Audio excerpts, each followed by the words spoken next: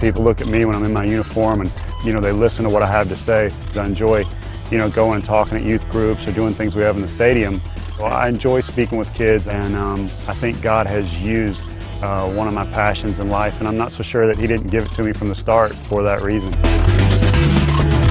When I was a little kid, my dad tells me that I was always wanting to pick up a ball and throw it. Byrd. Strike 3 call. 4-hit shutout by Paul Byrd. God's given me a gift. I've been out on the baseball field. He's the total package. He's an intense competitor, an excellent teammate. He's a character. Can we go harass a few fans and ask where the bullpen is? Take it to the Dodgers, and then afterwards you get to go to Dairy Queen. That's right. All right, what is Paul Byrd's role on the team this year? How important is he for the Cleveland Indians?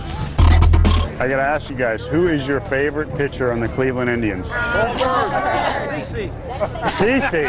What? See that he's removed? Paul is just one of those people that I say in baseball terms, he should have been born left-handed.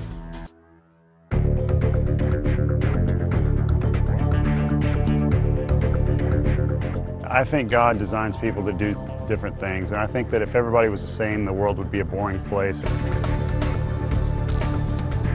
I used to look back on the trials and say, man, I wish I would have handled that differently. And now I don't, because I learned so much.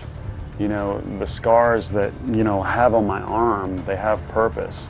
The scars that I have on the inside from the mistakes I made, they have purpose. When I speak at groups, people really enjoy the different messages because, I carry a message that not a lot of people have. I remember years ago writing some stuff for some, power-up devotionals from different things like Sports Spectrum, and it just caused me to think, if somebody is reading me now, something I wrote 10 years ago, maybe that, I should start journaling the things I've learned in baseball. And then I gave it to a few friends, and they said, man, you need to look for a publisher.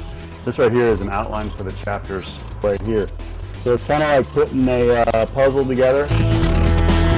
At night times, I'd find myself writing, 3, 4 in the morning, and just something that I really enjoyed doing. And maybe when baseball's all said and done, people won't remember me for being a baseball player, but for something that I took out of the game and was able to communicate to kids and just people. He's put it in my heart to play baseball for a reason, and now I have a platform. And I want to use that when baseball's over in whatever way he sees fit. And right now I've done some writing, and I've really enjoyed that. And people have read that and listened, and it's affected people. This is my new book that I've personally written in hotel rooms, jotted down notes in major league stadiums. Not to be confused with the Leonard Skinner song. I'm really open, honest about my struggles in here. I talk about feeling inadequate. I talk about my faith in here. It's not a book where I tell you all the right answers. It's just something where I'm honest about what it's like to walk with God, have a family. Some of the things I talk about in here are, my struggle with pornography.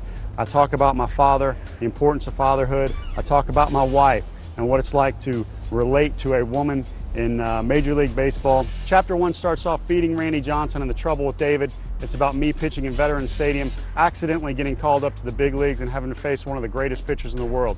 And at the end, I don't steer away from this. I talk about the HGH scandal, which happened last year in Boston when we were 1 game away from going to the World Series. This is a book where I'm just kind of honest about what it's like to live and breathe in Major League Baseball, the temptations, the successes, things that have happened to me personally. If you're like me and you don't like sanitized answers to your faith, I hope you enjoy reading Free Byrd.